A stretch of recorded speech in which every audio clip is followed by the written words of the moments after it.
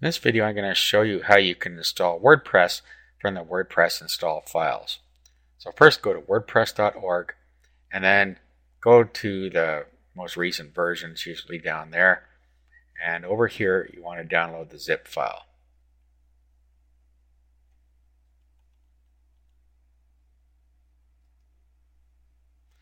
Just save it to your desktop or somewhere where it's handy. I'm just going to install it in a file called WP so I can easily find it, which is on my desktop. Okay, so here it is. So I'm just going to unzip this. I installed a program called 7-zip and I can just extract the files. If you don't have 7-zip, you can just use the one built into Windows, and all you have to do is extract all. I use 7-zip because it's faster. Okay, so at that point you have all your files extracted, and they're the WordPress files. There are two directories deep: WordPress version number, and then inside there you have WordPress, and then you have your files in there. Okay, so at this point we can upload all this to our server. So of course you already have your domain name and your hosting, so we're going to upload this where we want it to go. To do this, I'm using a program called FileZilla. It's an FTP program, allows you to move files up and down from your server. So this is my server side over on the right and my computer on the left. So what I'm going to do is I'm going to go in here, pub_html. This is where the files have to reside to be viewable on the internet for this particular server. Some hosts it's different, so find out where that needs to be from your hosting provider. I'm going to create a directory to put it in. I'm just going to call it WP test. Now I could upload it right into this directory, and if I did that, then I just have to key in my domain name and I'd go right to the WordPress install. But I want it in a subdirectory, so that's what I did. So let's go down to WP test.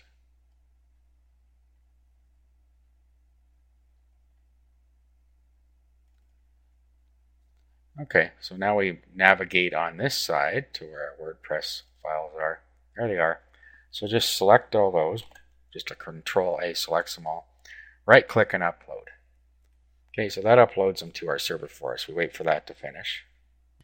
Now while this is going on, we can create a database. We need a database to control WordPress because everything's stored in a database. So let's go back here and let's go into our control panel.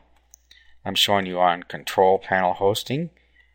If you don't use control panel hosting, then you will have some sort of a panel that you can create a database on. So I'm going to go in here. Okay, so now I'm going to go down to databases, MySQL databases. There we are, databases. And I'm going to go to MySQL databases. And then I'm going to create a new database for my WordPress install. So let's just call this WP test. Go back. You need a user ID to get into your database. Okay, so we're going to create a new user. I'm going to call it the same thing, WP test, just for sake of ease. Then you need a password in here. I'm just going to use password. You should use something secure. Okay. You can also use a password generator here. It'll generate a very secure password for you. Just make sure you remember what it is. Okay, we'll create the user. Let's go back. Now what we need to do is attach the user and the database together. So we go down to where we said add user to the database, and we find the one called WP test. You notice there's characters in front of it. That is what differentiates it on a server as our particular database. Okay, so we'll add. We want all privileges and make changes. Okay, at this point our database is ready. Let's go see how our upload is going.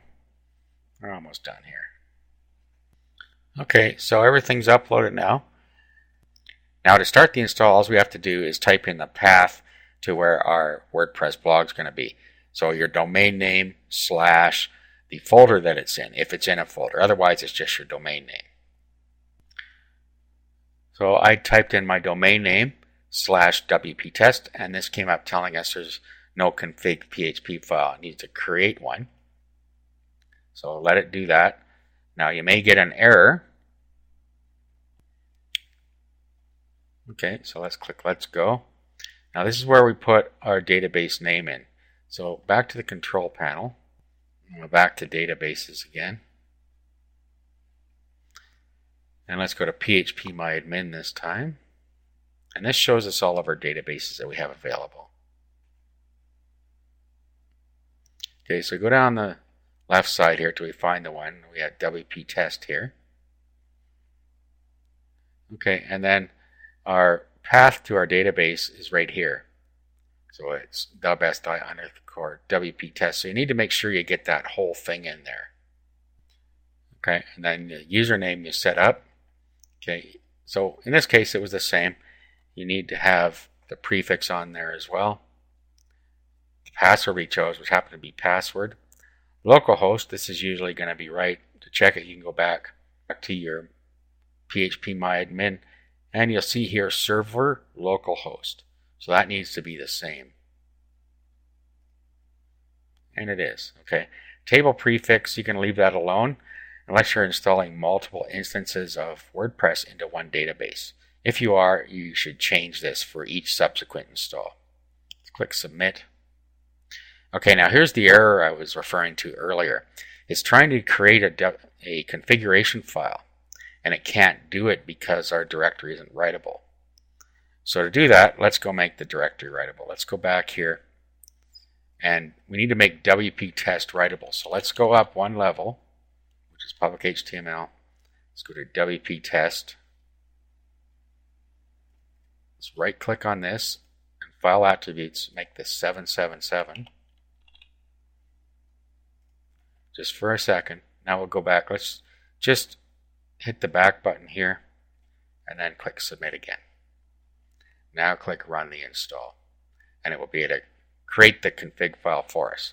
Okay, so site title here, the admin username, a password here,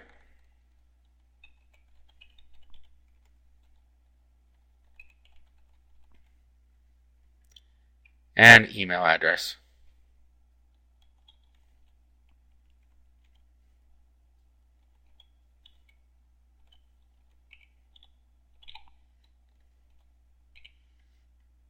Allow my site to appear in search engines.